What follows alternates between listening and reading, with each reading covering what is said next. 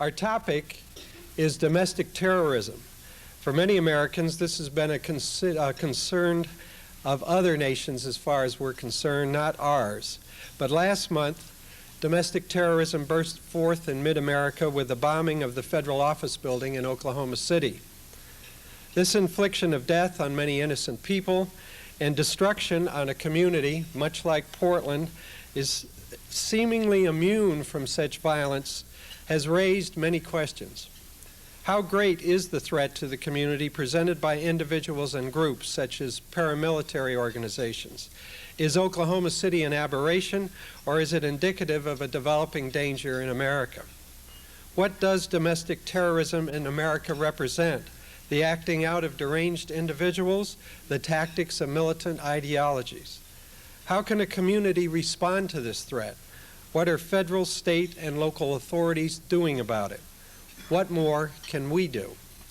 Here to discuss these and other questions with us is a panel of experienced and committed officials close to the issues raised by domestic terrorism.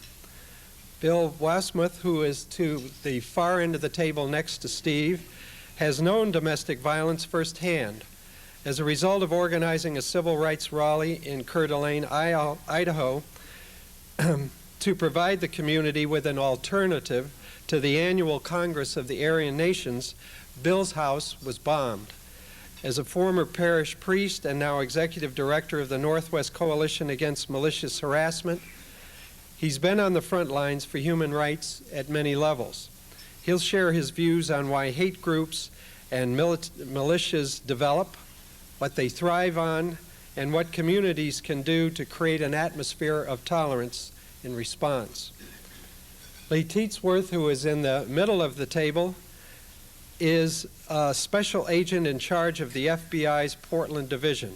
He came to Portland last year after service with the Bureau in such cities as Albuquerque, Sacramento, San Francisco, and in Washington, D.C. Lee will discuss the role of the FBI in protecting the community from domestic violence, and he'll review some recent proposals by the administration developed in response to the Oklahoma City bombing. Dave Fidanque, who is to Lee's right, is the executive director of the ACLU of Oregon, and as such is the primary spokesperson in the state for this civil liberties organization. Dave stepped into this ACLU role 2 years ago after heading the organization's Eugene office for a decade. He'll share his concerns that responses to domestic terrorism not infringe upon freedom of speech and other basic rights. To my immediate right is our moderator for today, Lars Larson, anchor for KPTV's 10 o'clock news.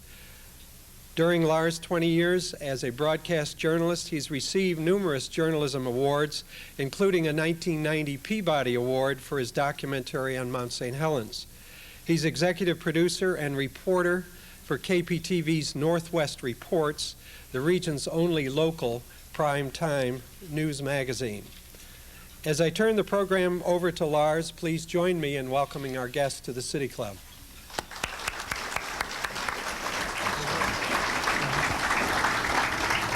Thank you very much, Don. It's my job here just to keep things going and to be a bit of a burr under the saddle of the gentleman to my right. Before we get to some of those more esoteric questions about our rights, about First Amendment, Fourth Amendment, and the rest of the original 10, I'd like to turn to Mr. Teitsworth and ask him whether or not we need to, as Americans, resign ourselves either to periodic attacks of the kind that we saw in Oklahoma City and the kind of death and destruction that came from it, or whether we need to resign ourselves to losing the very freedoms that, while they make it such a wonderful place to live, also put America at risk for the kinds of groups that apparently acted, groups or individuals who acted in Oklahoma City.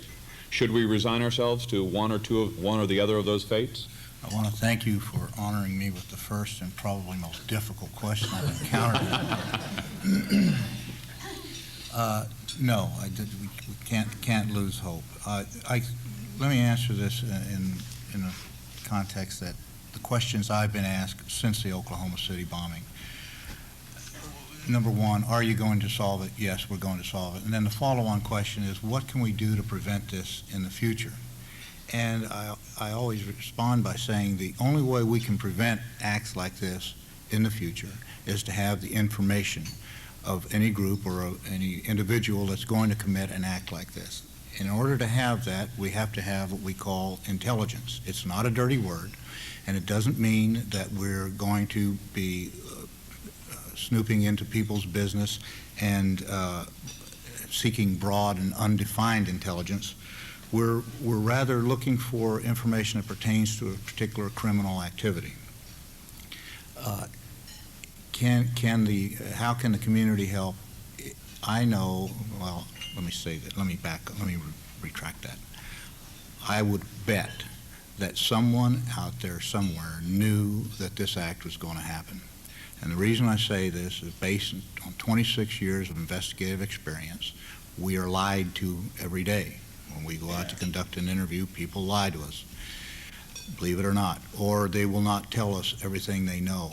Somewhere out there, someone knew that this was going to happen, and they didn't come forth, whether they didn't believe it was going to happen or purposely withheld the information.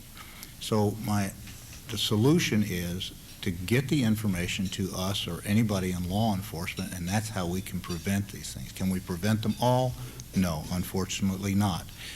Any group of committed individuals with the right motivation and the right equipment can cause a lot of damage, and unfortunately there's some that we won't be able to prevent. But it's a long answer to your rather short question. That's fine, because it leads us right to Mr. Fidanque. Dave and I share a history in Eugene as reporters at one time, and now Dave heads a group that champions some of the very rights that make my business possible. So, having heard what Mr. Teitsworth had to say, Dave, if we deliver to the FBI and other law enforcement agencies the kind of information that he says he needs to catch these people, and if we give them the capability to gather it, to collate it, and to study groups in the way that it sounds like he wants to, will we be giving up the rights that your organization is pledged to support? Well, Lars, I think that depends on how, number one, it's carried out, and number two, what kind of safeguards are in the law. It's the ACLU's position that the FBI has all the authority it needs now to investigate criminal activity. Criminal activity includes conspiracy to commit crimes. The federal law is very broad in the area of conspiracies. And when you balance that power that the FBI and other federal agencies have now with the abuses that have taken place in the past, when under different leadership, the FBI was infiltrating lawful political organizations and doing much more than that. We would not like to see a return to those days, obviously. I don't think anyone in America wants to see a return to those days. And I think it's a little bit unfair for us as a society to expect that the FBI or any other criminal investigation organization could prevent all such crimes like this, particularly in a free society. I think the only way to stop the kinds of violence that is epidemic in our country, and it's not just right-wing militias. If you look at what has happened in to abortion clinics over the last 15 years, here in Oregon we have seen death threats and stalking and arsons against abortion clinics. Obviously, there have been 5 murders of people who work in those types of facilities over the last few years. That is not a separate issue. It is part of the same pattern of violence that is politically motivated in this country. And it's wrong no matter where it comes from on the political spectrum.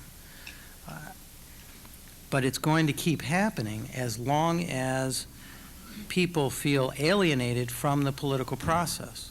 Until everyone has a seat at the table in politics until everyone feels that they have more to gain by being involved in the political process than they do by being on the fringes and committing acts of violence. We're going to continue to see more acts of violence, I'm afraid, no matter what powers we give to the FBI and other law enforcement agencies. Dave, before we move on to Mr. Wassmuth, let me put a finer point on the question. In the days since Oklahoma City, every reporter in this country has spoken at least once to some member of a local militia group, because these militia groups are all over. They are perhaps more numerous in places like Montana and Michigan, but depending on how you look at them, they are people who are either exercising all of the rights fully that they have as Americans, or they are frightening. They are groups that advocate gun ownership. They are groups that advocate the position that the United States government is controlled by unseen outside forces, that the United Nations is plotting the overthrow of our country. Those are either frightening ideas or they're just harmless eccentricities of some people who choose to own guns and wear camouflage. Let's assume for the sake of argument, for the purpose of today's discussion, that one or more of those militia group members was involved in the Oklahoma City bombing. Until the bombing happened, or until they actually put the explosives together, none of them had done anything illegal. So if the FBI has all of the tools that it needs, should groups like that come under its scrutiny? They're simply exercising their rights, aren't they? You want to deal with that first? I can. Let me go back a moment, and Dave said some, he's very correct in some of the things he said. In 1974, the Attorney General guidelines came into existence, and they were passed and promulgated based on some of the investigative activity of the FBI in the past, prior to 1974.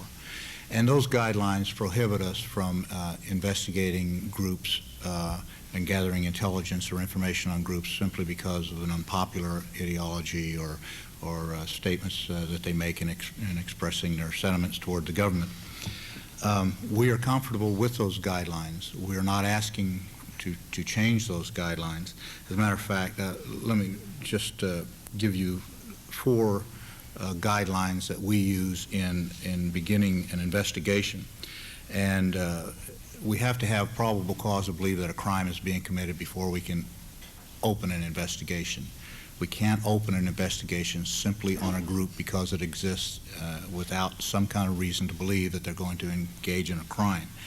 And the 4 determining factors are the magnitude of the threatened harm, likelihood it will occur, the immediacy of the threat, and we balance that with the danger to privacy and free expression posed by our investigation.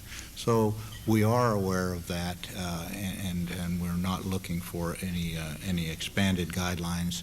We're not interested in looking into groups who are expressing their constitutional rights or exercising their constitutional rights. Quite frankly, we just don't need the business. Dave? Well, I guess I'm reminded, number one, that there have been abuses since 1974 by the FBI and other law enforcement agencies.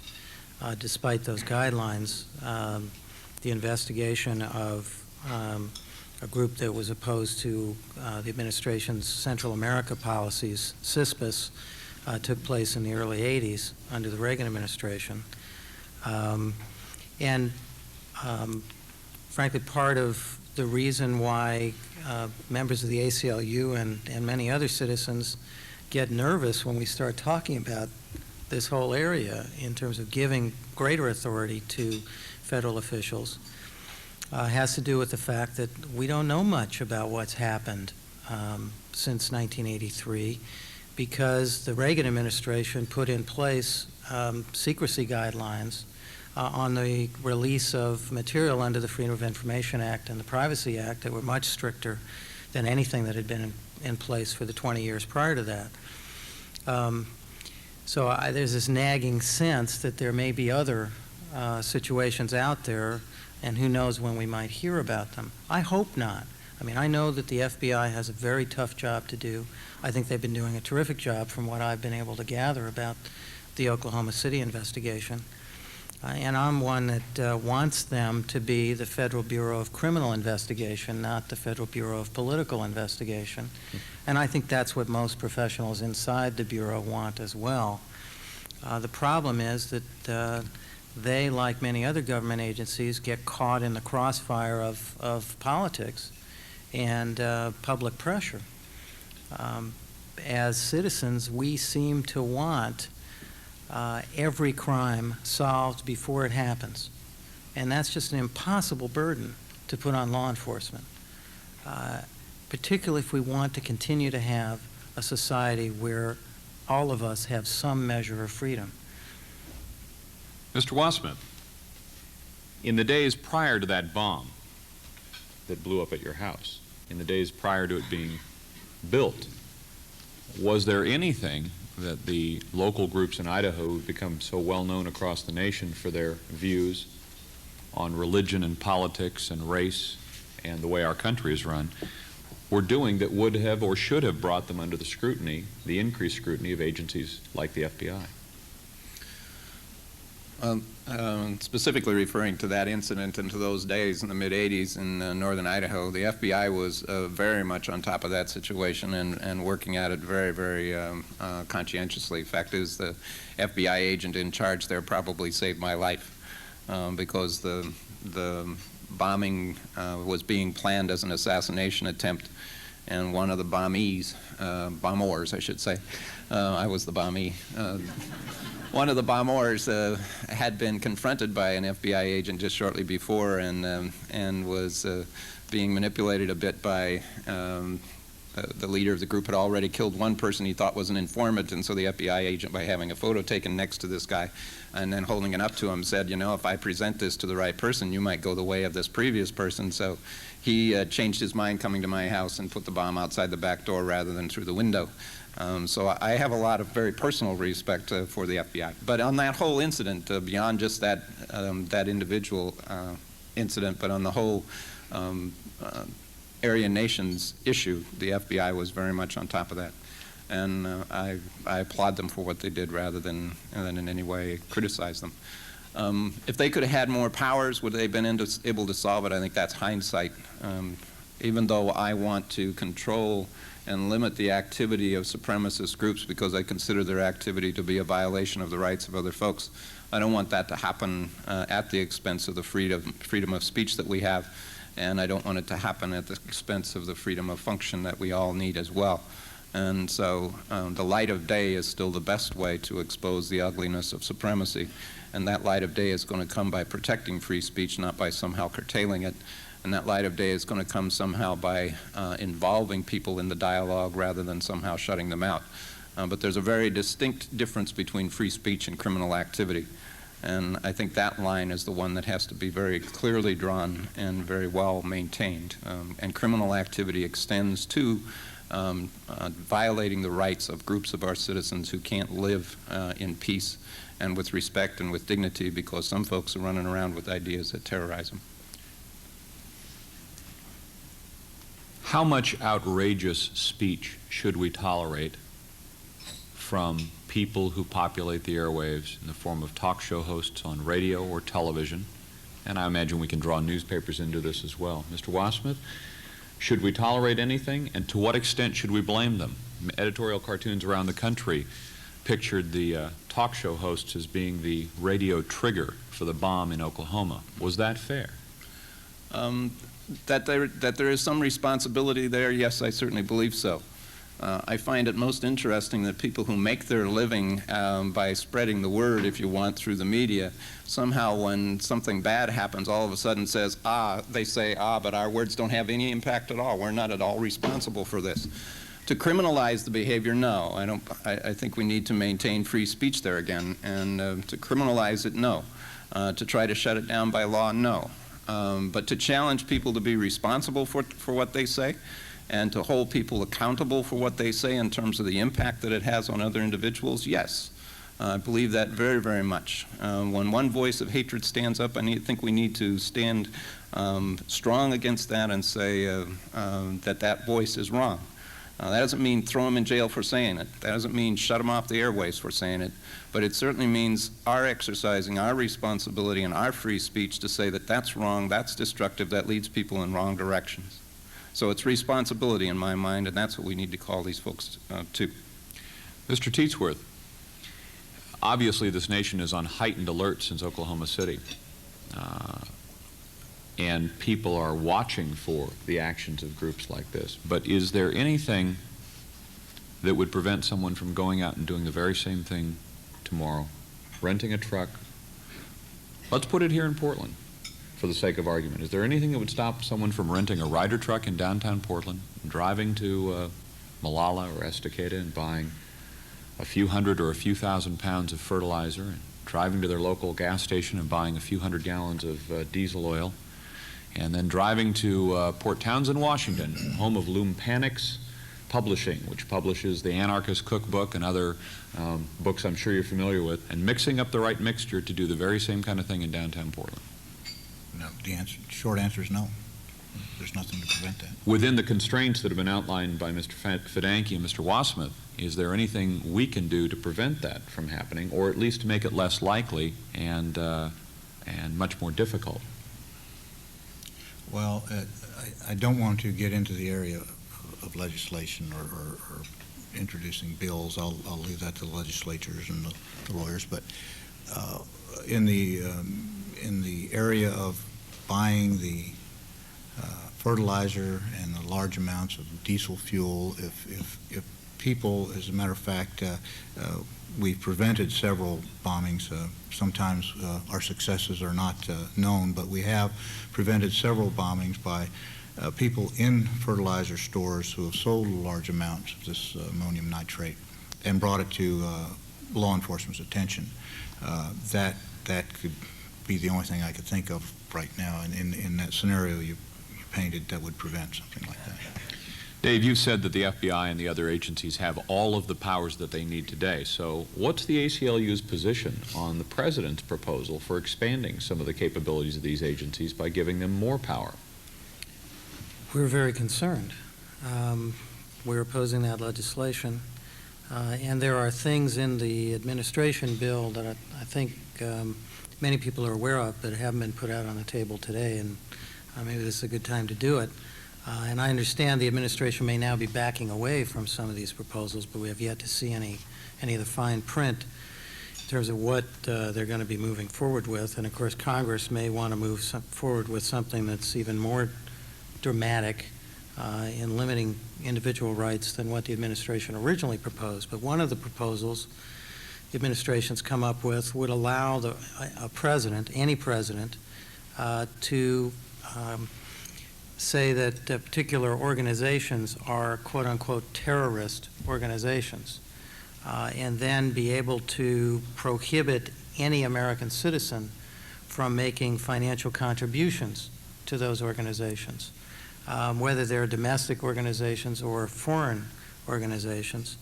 And under the administration bill that was introduced earlier this year, that initial decision by the president to say that a particular organization is quote-unquote terrorist would not be reviewable by the courts. Not. Would Sinn Féin be one of those groups? I imagine it probably would. Would IRA? I imagine it probably would. Would the Michigan militia? Who knows? Who knows?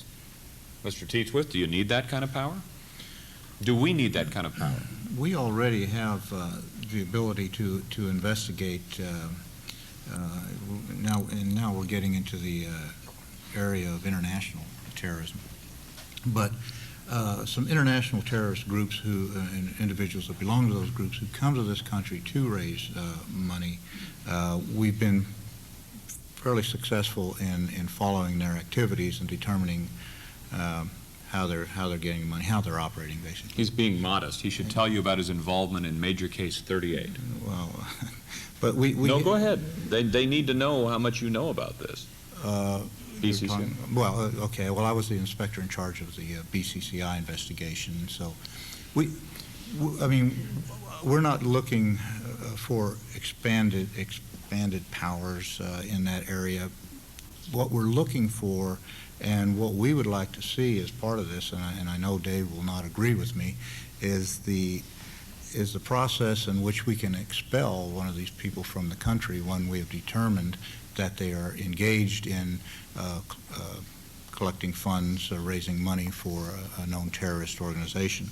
And right now, if we go to expel them, we have to make available in a discovery sense the information we have to them and their counsel.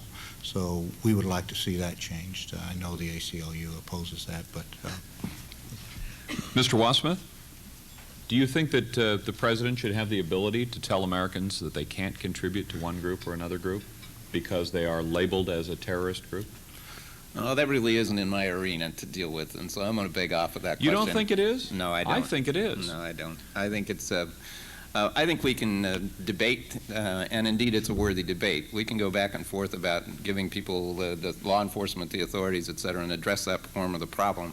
But I think that's only one of the portions of the way that we address this issue, and I would hope that that as we make next steps now past the initial flurry of information and reflection after Oklahoma City, that we don't get locked into debate just over the President's bill or just into the ACLU issues of free speech, et cetera. As important as those are, I think that can become a diversion and keep us away from addressing some of the real fears and the real anxieties that are driving people to get into these kinds of groups that necessitate this kind of discussion in the first place. So I'm going to beg off of the President question. Well, you dodged that one. Mr. How about that, Fidanque, these groups and their actions and their activities, go back to some of the founding documents that are the basis for the very rights that your group supports. Do those groups, do those documents reflect the intent of the founders of this country to say that at some point it might become necessary to forcefully overthrow a government when the government isn't serving the needs of the people? And is that an illegitimate position for them to take? Well, let's put it this way. Some of them seem to take that position. The Constitution clearly intended to, recognized and intended, I believe, to leave that option open at some point in the future. And our courts have always said that advocating, well, at least in the last 50 years, have said that advocating the violent overthrow of the country cannot be made a crime just on its own. You have to take a step in that direction before you break the law. I agree with what Mr. Wassmuth said, that in terms of having any long-term solution to the problem of violence in America, in order to rebuild a sense of community in this country, we have to be talking to each other. And one of the aspects of the technological advances that we've seen in the last 15 to 20 years is that technology seems to be pushing us farther and farther apart and making it possible for us to only talk to the people that agree with us. As cable moves on to having 100 channels, 200 channels, 500 channels, everyone has their own satellite dish, everyone has their desktop publishing to put out a newsletter to the 50 other people that find them on the internet that agree with their various conspiracy theories. We stand in real danger of losing any sense of community. And it's only by, to say that outrageous speech is constitutionally protected really begs the question. Just because somebody has a right to be outrageous doesn't mean the rest of us have to sit by silently while they're outrageous. And I think the point that Bill was trying to make earlier is that the rest of us have an obligation to speak up when we hear somebody spout something that is not based in fact, that is going to end up hurting people either directly or indirectly, and challenge those statements with the truth. just today, we have another school district in Oregon that's debating whether or not they should be teaching creation science in the classroom. And yet there was nothing in the story in the newspaper about, the fact that this is illegal in our country to teach religious theory. We seem to have a collective memory of 30 seconds in this country. And if we stop talking to each other, it's only going to get worse. Mr. Teitsworth, any reflections on that? Well, after 25 years in law enforcement, I've been called a Nazi and a pig by the New Left, jackbooted thug by the NRA, and now I find myself in agreement with some of the things my ACLU colleagues kind of makes my head spin. But I do agree. I couldn't agree more with communication. That's the key. And some of the ideas that both Dave and Bill have put forth here are at the, and I can only speak to this, and I will only speak to it from a law enforcement point of view, but some of the ideas that Dave and Bill have put forth are the very basis of community policing, and we are seeing some success in that application, especially here in Portland, where I can plug Chief Moose. Chief Moose and his department are doing an outstanding job, and it's based on communication. So I would have to say yes, I agree. With all those things being said, I think it's time to open it up for questions, and for that we'll turn to the first question. Steve Moskowitz. Steve?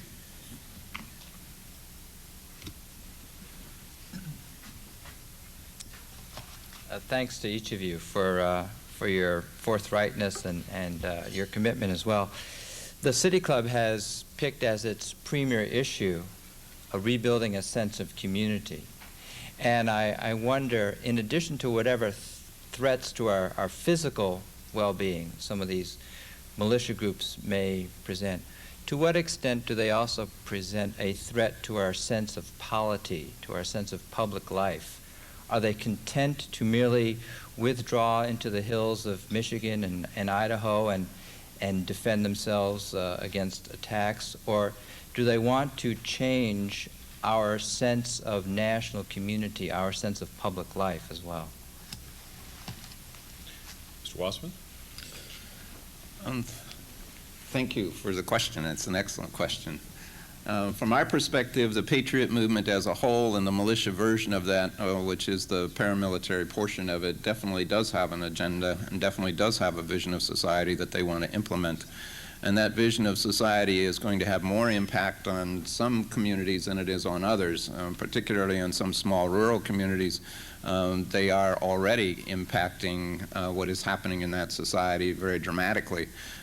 In terms of intimidation of law enforcement and community officials in some cases, in terms of intimidation of the whole democratic process, in terms of stacking meetings and coming in with guns, et cetera, to thwart that process, and also in terms of intimidation of some of their targets because of their historic anti-Semitic theories that run through much of the militia and some of their historic states' rights theories that are used to substantiate bigotry and racism. And so we see them as very much having an impact on society and having that impact already, much less if they actually achieve some more of their goal.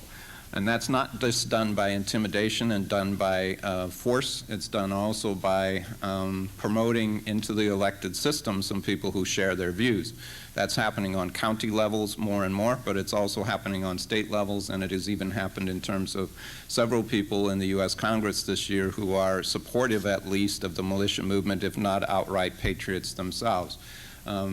The system that they want is one that is divisive in our society. It is one in which some people have more rights than others, and it is one that is based upon force and violence, and it is one that is not respectful of the democratic system. Does it have impact on us? Yes. Do we need to understand it as a movement, not isolated incidents? Very much so. That's why we produced, in cooperation with the Coalition for Human Dignity, this thing that's called the Northwest Imperative, Documenting a Decade of Hate. that shows it as a movement rather than as isolated incidents, that shows the ties between these various elements and various groups. At a meeting that we had in January of people who were interested in observing the militias, and the summary of that's on this goldenrod sheet back there if some of you are interested in picking it up.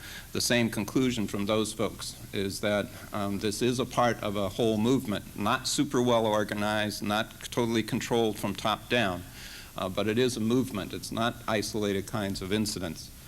This will also be the focus of our annual conference, if I can put a plug in for that, which will be here in Portland this coming October 14th and 15th. And we're using something of the same theme as your City Club has this year in terms of community. Our theme is Beyond Fear, a New Vision of Community. We'll either take credit for inspiring your theme or you can take credit for inspiring our theme. I don't care. But the point is that we all came to the same kind of view, that we needed to address the issue of fear and the destruction that was happening because of that fear to going forward as a community. Dave? I really don't have anything to add to what I said earlier, except that I think we need all of us to be thinking of ways to not only challenge outrageous statements that are made when we hear them made by people we come into contact with, but also be thinking how we can reach out to people to help them feel that they have a stake in this society. We have some very deep divisions in this society, and sooner or later those divisions are going to boil over, whether it's the issues around poverty and race in this country or issues related to changing economies and people feeling left out of the new economy. There are all kinds of forces tearing at our society, and the more that we stay off in our own little corners instead of interacting with other people in our community, the more dangerous a world this is going to be. Mr. Teitsworth?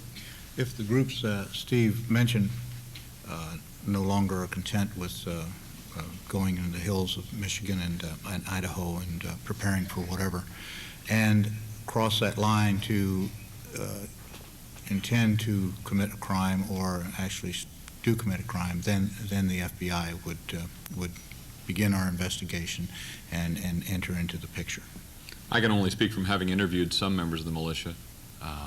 I don't think you have to go out to the rural areas of Oregon or Washington or Idaho to find members of the militia, and some of them may well intend to be members of those groups without any evil intent other than to express their own views, which, while we may disagree with them, they are perfectly legal to express. I think we shouldn't lull ourselves into thinking, because it'd be an awfully easy stereotype to accept that, oh gosh, yes, the militias, those are those folks who hang out in the rural areas and they don't have anything to do with we folks who live here in the city. But I think, frankly, if you wanted to find groups of disaffected people who might be inclined to join a group that gives them something or someone to hate, you'd probably be more likely to find a rich population of those folks in a metropolitan area than you would be out in the rural parts of the Pacific Northwest. And I think they've probably come to that conclusion too. And while the identifiable groups are easy to spot, like Richard Butler's Aryan Nations, the groups we might have to worry about are the groups that are hanging out right in our neighborhoods, recruiting the people who are right here in our town who are disaffected for one reason or another, whether it's unemployment or just a deep abiding hate of other people for reasons that are wholly inappropriate. Second question goes to Ms. Kopel. My question is a rather basic one. What do we tell our children when an incident occurs like the Oklahoma City bombing, or even on a broader scale? How do we explain to them some of the concepts that you're talking about in terms of this being a movement and not an isolated incident? Mr. Teitsworth? That's a tough one. Well, again, we get back to the subject of education and communication, and it's how you would deal specifically with children. That I am not. Don't even pretend to be an authority on that. But again, it's the explanation based on the facts, and that's the only way I can think of to present it to the children, and to make them aware that earlier age than most of us, they're learning that it's not a real safe world out there, and that's a tragedy as far as I'm concerned. Dave? I think it's important also to be straight with kids. I have two sons that I've been talking to over the last month about these issues. And I think it's also important to put them in perspective historically, that there have often in our history been elements on the edge of politics that have advocated wrong ideas and have gone to illegal means to try to achieve those ends. Sometimes such organizations have actually taken over the political process. How many Oregonians know about the days in the 1920s when the political establishment in this state was operated by the Ku Klux Klan, and the kind of intolerance that was bred in those years against the only visible minority group in Oregon at that time, which were Roman Catholics. And as a society in Oregon in 1922, people didn't stand up against that. They didn't speak out. Instead, they voted for the Oregon Schools Bill that would have shut down every private school in this state that was targeted at the Catholic Church. Those are dark times in our history. There are times that we lived through and learned from, I hope. But we're not going to learn from those times or these times if we don't talk about it and we don't think about it. If the only information our kids are getting is from CNN, the Evening News, and the Oregonian, then we're probably in big trouble. Bill? I believe that kids are people growing up to be adults, and adults are kids who have grown up. And so I think you deal with kids the same way that you deal with adults, only putting it in terminology that they can understand and that is true with their experience. And so there's three facets to that. One of them is to reassure young people, as we need to reassure adults, that basically the system in our society does work to protect us, and that the criminals that are involved in this case will be caught and that they will be punished and that we will be protected. And so at the same time that we present to them that it is a dangerous society out there, we also need to present the information that has been pretty systematically distorted for us, that violent crimes in our society actually are decreasing and have decreased for 3 years in a row. So while the public perception is that it's increasing, we are a safe population, essentially. There's way too much crime, no question about that, but that it's rampant and running wild in our society simply isn't true. So balanced, accurate information in terms of that. Secondly, to use it as an occasion to do some reflection and do some education, as has been alluded to already. Reflection and education in terms of what certain ideologies are capable of doing historically, as Dave was just referring to, and what certain ideologies are capable of doing right now. Young people as well as adults, we need to remind ourselves of that ideologies do matter, attitudes do matter, words do make a difference, because all of them are a part of governing our lives and governing our action and our relationship with each other. And thirdly, that all of us as adults, as well as with young people, to cause some reflection in terms of what are the underlying things that are going on that are driving people to these kinds of crazy expressions and sometimes criminal expressions. We ultimately need to continually to get back to that. There are people who are extremely fearful, people who are extremely angry, and they are choosing destructive paths and crazy ideologies to find solutions to those angers and those frustrations. We need to address those, for one, but secondly, we also need to help ourselves as well as our young people realize that while we address these crises in our lives and address these angers and address these fears, we need to do that in ways that are constructive rather than destructive. So we need to do a whole lot more training with our young people and with ourselves in terms of peaceful solutions to our problems, rather than to let's arm each other and let's protect ourselves by more and more guns and more prisons and all of that kinds of stuff, which is after the cat's out of the bag. And you have to be very, very careful about the words that you do choose, because I'm sure that it made President Clinton just a little bit uncomfortable to be reminded that the same president who is now saying you can't claim to love your country and be a patriot if you hate your government is the same younger man who wrote a letter saying he loathed the United States military and its policies. And you don't want to overstep and be too broad in saying what you would prohibit. Don't prohibit people perhaps from hating some of the policies of our government, because I think all of us have looked at a policy now and then and thought it was wrong and hated the fact that we had to take part in it or that it was part of our United States government policy. But don't say you can't do that and not also love your country. Your question, sir. Harold Waite, City Club member. There was a reference made to what degree we should hold people responsible for their words, as in the talk show host. There is a precedent that's been established right here in Portland in the case of Tom Metzger's responsibility or financial responsibility in the death of Mulugata Sarah, in that his words were held to have caused the ultimate death of Mr. Sarah. To what degree do you think this precedent, even though it was a civil rather than a criminal action, should be pursued against the more extreme espousers of violence? I'd be particularly interested in Mr. Wassmuth's and Fidanque's response, although I'd welcome Mr. Teitsworth's thoughts if he has any on this. Dave, you should take this one first, because I think you're going to have the toughest time with it. Actually, I don't think so. That isn't quite the way I view the Metzger case. Tom Metzger was held responsible for the death of Mulugata Sarah, not because of his cable access program, not because of his newsletter that he sent out, not because of his dial-up telephone that spewed hate. All of those things spewed hate. What he was held responsible for was sending one of his agents, if you will, to Portland for the purpose of recruiting skinheads to engage in violent activities in the city of Portland. And that led directly to the beating and death of Mulugata Sarah.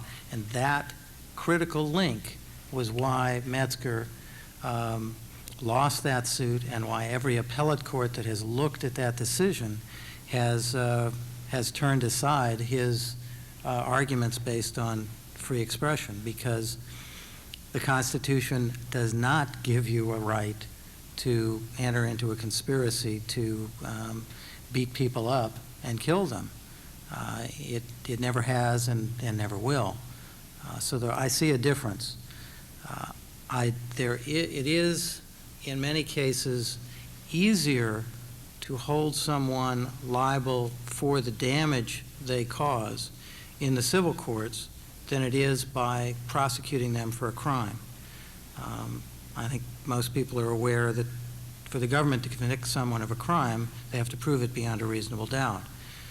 In a civil suit, the person who's been damaged, or the family of the person who's been killed, in the case of Mulugata Sarah, only has to show by a preponderance of the evidence, a little bit more than half, that certain things occurred.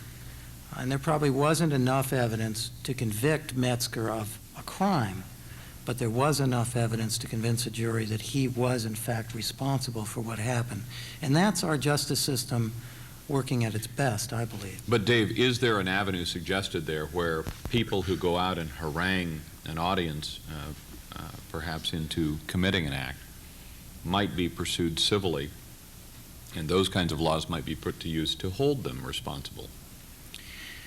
I think only if you can show that that person intended to have their statements be carried out, to lead to violent actions in an imminent way.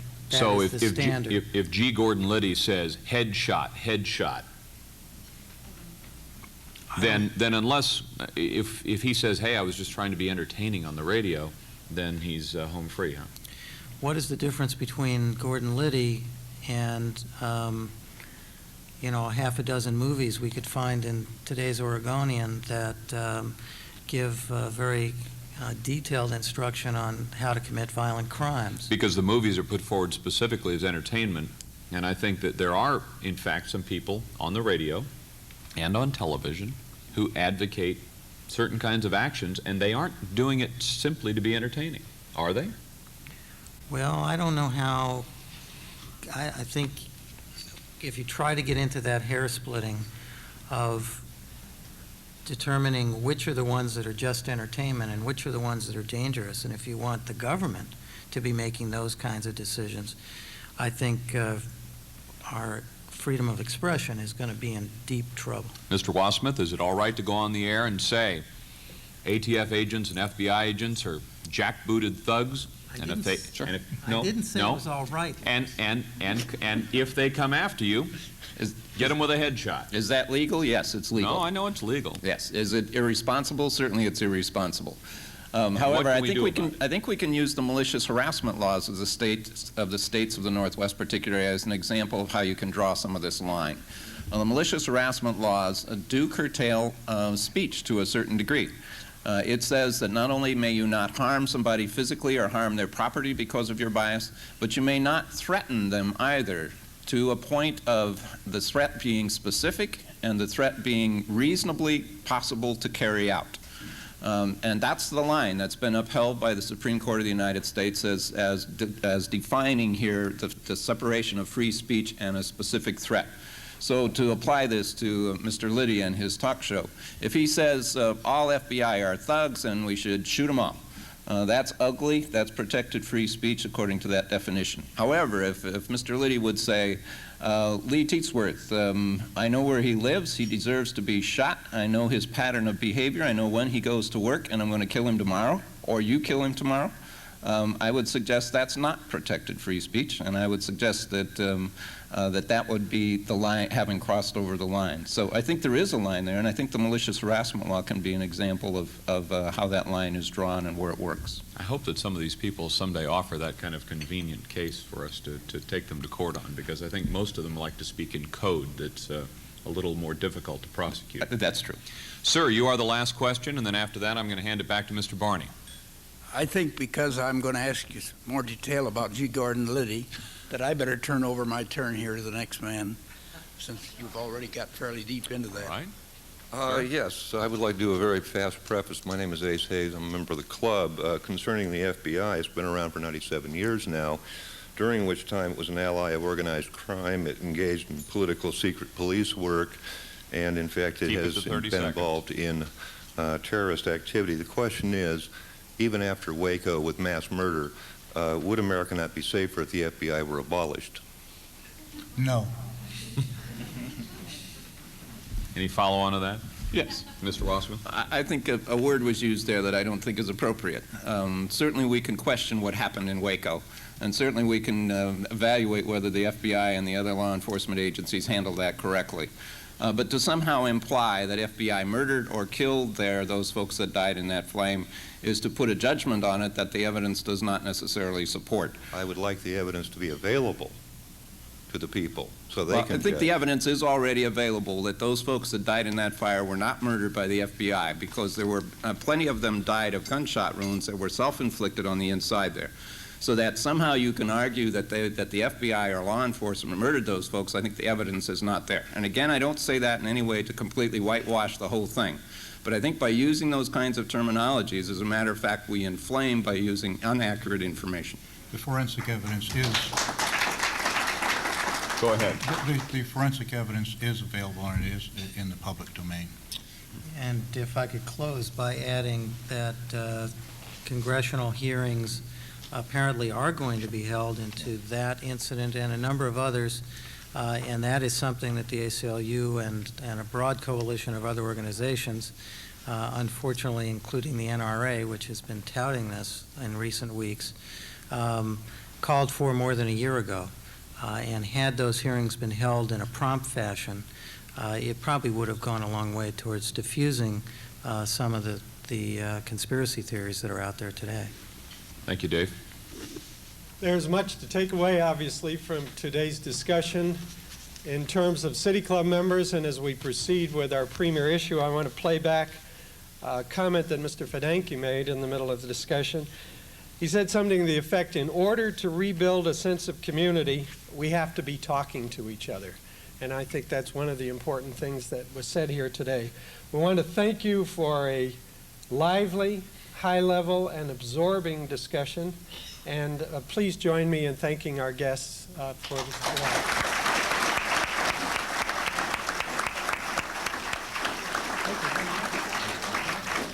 We're adjourned.